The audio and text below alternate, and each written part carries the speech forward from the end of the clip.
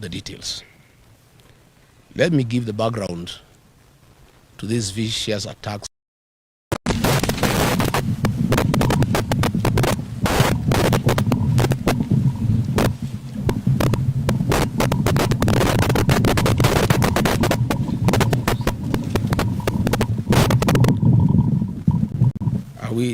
Are we set? Are we set? Thank you very much for coming, good people from the press. I've caught this press briefing after the very violent attack and assassination attempt by government through the Kenya Police Service today in Wetima, Othaya, where we had gone for a church service. And I want to correct that media stations earlier reported that attack by unknown people. It is not unknown. This attack was by the police, and we'll give you the details. Let me give the background to these vicious attacks and assassination attempts to take my life by President William Ruto and his rogue administration. After successfully hounding me out of office through bribery of members of parliament and members of the Senate, the president and his administration has attempted to assassinate me several instances. In November 2024, gangs from the Mungiki sect under police escort attacked me in Lemuru viciously and almost killed me.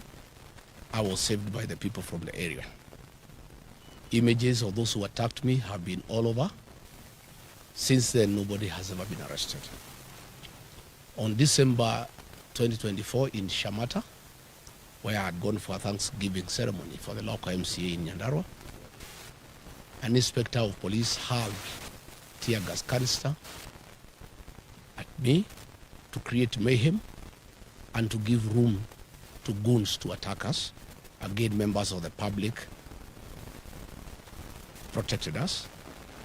I reported this incident to the Inspector General of Police, Douglas Kaja, who is my neighbor here. Nothing has ever happened. In April 2025, I got information that William Ruto had instructed the DIG, his tribesman, Mr. Langat, to make sure there is no police presence in Mweki Church, where goons had been organized by Governor Sakaja to come and attack me and kill me within a church. Again, members of the public and my security protected me, and the goons did not achieve what they had come to do.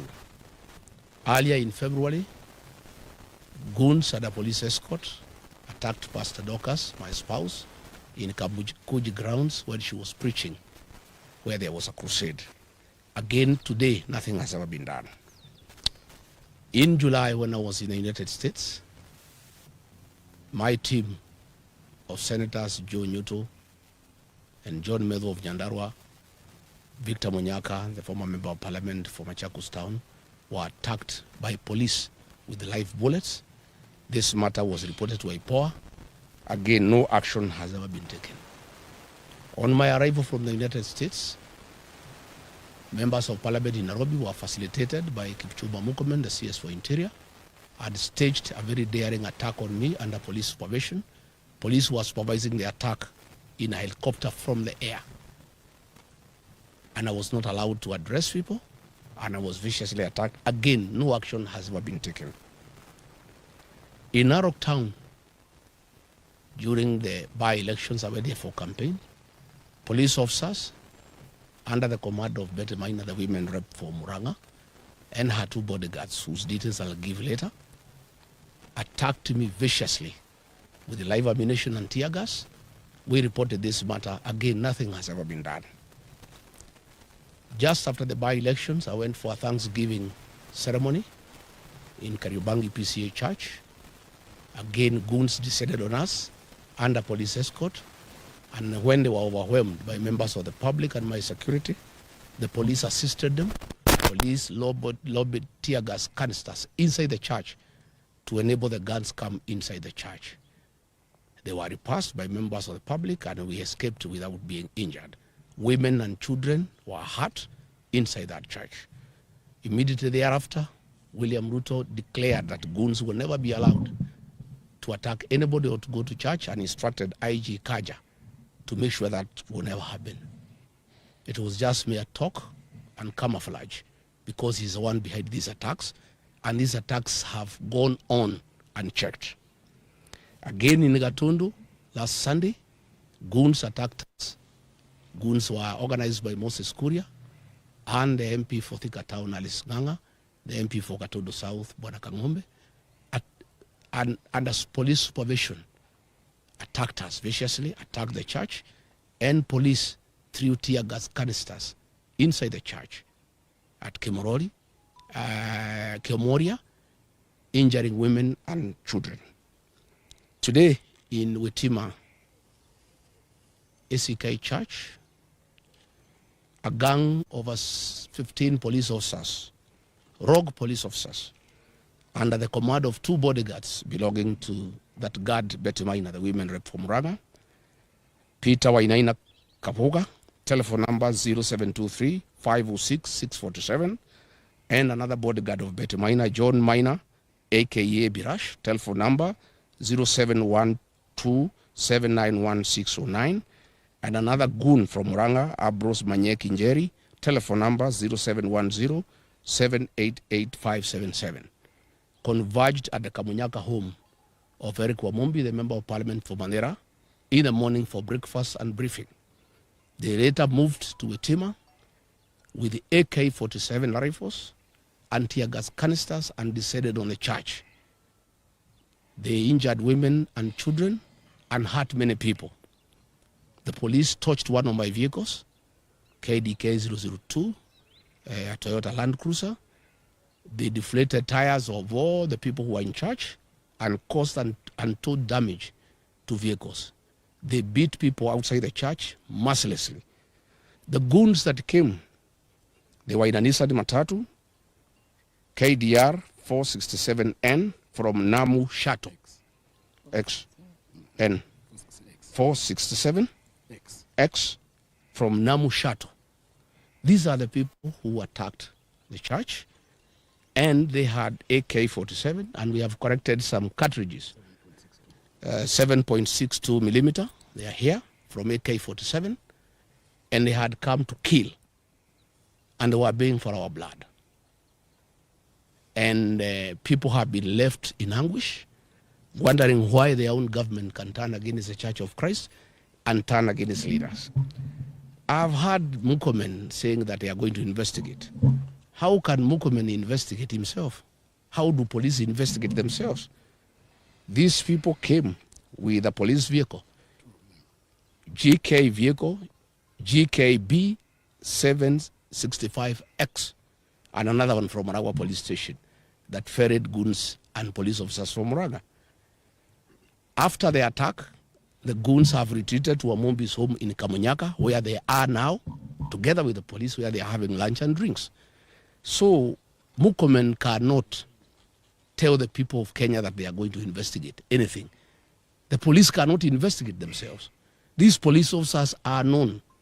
These officers attached to Betty Maina are the ones that attacked us in Kagio. They attacked us in Narok. They attacked Senator Nyoto in Muranga, and they have attacked us today. The vehicles number are here, Kipchumba Mukomen. These police officers' images are circulating on social media. So what are you telling us? You have asked the IG to investigate. You cannot investigate yourself. This is a government attack, well known to Kipchumba Mukomen. Stop pretending that you are shocked that a church can be attacked. That is pretension. I want to thank the church members of Witima ACK Church for going down on their knees and praying that we are not killed. And God heard their prayers. Although bullets were raining like heavy rain, none of us was injured. Women, of course, and children have fainted because of tear gas. But we want to thank the church. And I want to tell our people to continue praying. God is in control. God is in control. And all these things will come to pass. I want to ask Mukomen, for 40 minutes, police attacked the church. Where were the local police officers from Udaya police station? 100 meters away. which is 200 meters away from where we were. How can an attack on a church take place with live bullets and tear gas for 40 minutes? And then the CS Interior is saying he's going to investigate. There's nothing to investigate because this attack was organized by government, by the police, and by the two members of parliament, Eric Wamumbi and his wife, and they are now with the police officers celebrating in Kamanyaka, here in Mandera. The area member of parliament. And of course, the area member of parliament for Udhaya, Mheshimiwa Wainaina. I wonder why Mheshimiwa Wainaina, you would send people to attack the people who elected you. The people of Karema gave you their votes. Why would you send police to attack them in church? Let me wind up by saying the following. We are indeed not surprised that William Ruto has turned against the Church of Christ, and he has turned against women and children. This is part of his political DNA.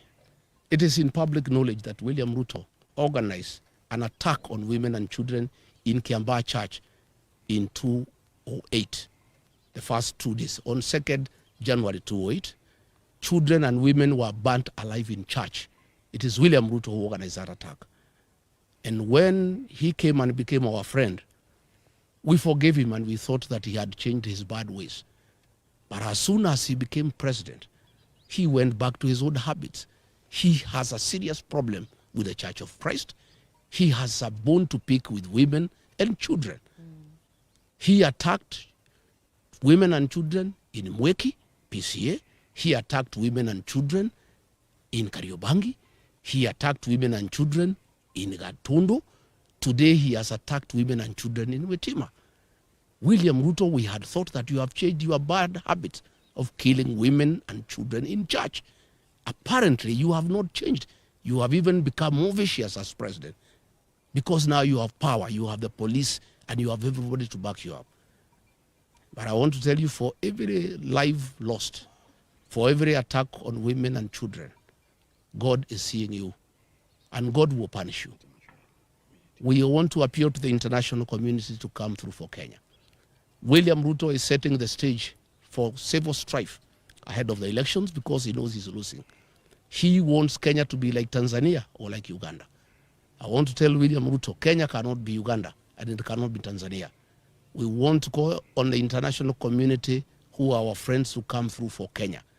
This impunity by William Ruto, setting the stage for civil war ahead of the elections, must be checked because the people will not take it. And what has happened today has set the temperatures extremely high. The people are agitated. And I want to tell William Ruto, my former boss and friend, I understand your frustration that you have lost a mountain and you are trying to do everything to regain it. But this is not the way. Attacking churches, attacking women and children, trying to kill leaders, you are simply making the situation very difficult. The people of this region whom you have declared war on are hating you much more than they hated you yesterday. There is no way you can force the people of this area to support you. And use of police and goons will not help you. And this is just making the situation more complicated. I want to call on Kenyans to pray for our country. Our president has gone rogue. He has panicked because of the impending loss of power in the next general election. And he has become extremely dangerous. Nobody is safe anymore. If he can attack the church that prayed him into power, I think he has gone rogue. And this is totally unacceptable. I've seen a lot of nonsense by government bloggers trying to say that we can stage manage our own attack. Where can we get access to tear gas? Is it sold in a supermarket or in Gikomba? Where do we get access to AK-47 assault rifles? Where do we get access to government land cruisers? Where do we get access to police uniform? We can't. And Kenyans are not foolish. I know that is the narrative they have been trying to do to bring so that they can arrest my supporters and my security and try to blame them. But today's happening is recorded. The vehicles are there. The policemen are there. The ones in uniform, the ones in civilian. It's all recorded, tear gas canisters, the cartridges. Please, Kipchumba Murkomen, don't play around with the minds of Kenyans. Just make a decision. If you want to make this country ungovernable, well and good. If you have decided to use the police to kill, go ahead. And I want to invite the members of the National Security Council outside William Ruto, Kithure Kindiki, and Kipchumba Murkomen. Those three have stopped thinking, and they really don't care about the security of this country. I want to ask the Chief of Defense Forces, the IG, the Director General of NIS, to sit down President William Ruto and tell him that if Rigathi Gachagua is assassinated or injured, there will be turmoil in this country, and there will be instability in this country. And what he's doing is wrong. And somebody must talk some sense into the president. And there is no way he can be president by force. He was elected into office as a very popular president. He has goofed by doing all the wrong things and antagonized the people of Kenya. And when he is in a hole, the first thing you do, you stop digging. He's digging further by unleashing violence on the Church of Christ, on elected leaders, on women, on children. He's just making the situation worse. I'm told they are very bitter that I talk to the people of northeastern Kenya and enlighten them that their suffering have nothing to do with the marginalization, but misuse of public funds and lack of accountability by their own leaders. And he is afraid that he was banking on the support of the Northerners, and that may not be forthcoming. I am told they were very bitter about the 2 mega rallies I did in Kagumo, in Kirinyaga, and Karatina, and they wanted to make sure that I don't do meetings in Udhaya and Kieni. I want to say that I am undeterred, I'm on board, I'm not intimidated. We shall continue with the journey to liberate this country. We shall continue. And I want to ask our supporters to be steadfast. Our young people to continue protecting our meetings against goons. But now they have changed gear. Instead of using goons, because they realize from Gatundu, the people have said no to goonism and they'll deal with the goons. Now they are using the police to attack the people of Kenya. They are using police with live ammunition and change of security and law and order, the source of insecurity in their own country. How do police turn against innocent women and children and beat them and fight them with the live ammunition, with the tear gas? I think the president has gone berserk. The reality that he'll be one term is too much for him to comprehend, and he has lost his head. I think we want to call the president to order. William Ruto, you killed our children and women in Kiambaa Church. Please stop attacking churches. Stop attacking women and children. Stop attacking leaders. Today, William Ruto, I want to assure you, this mountain is lost. Even if you killed Rigathi Gachagua, the mountain will not come back to you.